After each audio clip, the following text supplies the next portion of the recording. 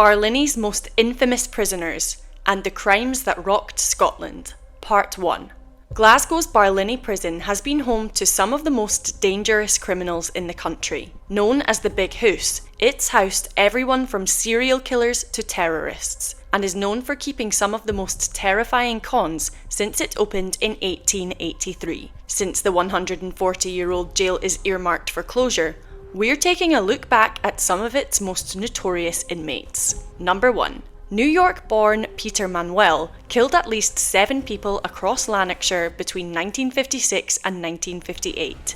His first stint behind bars took place in Peterhead Prison, aged just 16, after a spree of sexual assaults. The then teenager was given a 9-year sentence. After finishing his jail time, Manuel became increasingly violent, and in 1956, he stalked 17-year-old Anne Nealons at the East Kilbride golf course. He raped and beat the teen to death with an iron bar. Then later that year, the killer gunned down Marion Watt, her daughter, and her sister within their home. Manuel was found guilty of 7 murders, having killed his victims with a revolver, a pistol, an iron bar, and by strangulation. He was hung in Barlinnie in 1958. Number 2. Dominic Devine, known as the Beast of Ibrox, was a serial rapist and one of Barlinnie's most notorious prisoners. The sexual predator stalked the Ibrox area of Glasgow in the 70s and 80s, attacking and raping women at random in what became an almost decade-long reign of terror.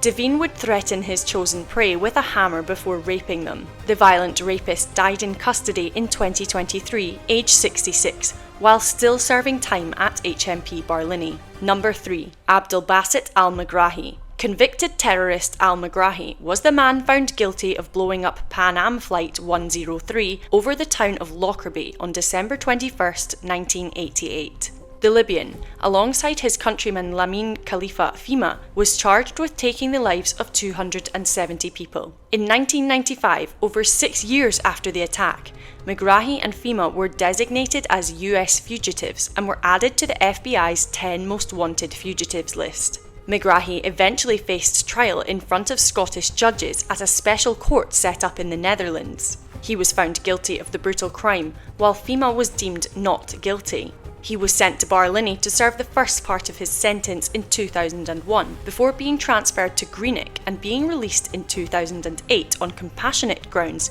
related to a terminal prostate cancer diagnosis. Having served just 8.5 years of his 27-year sentence, al-Megrahi died in Tripoli in May 2012, more than 2 years after his release. For part 2, make sure to like and follow.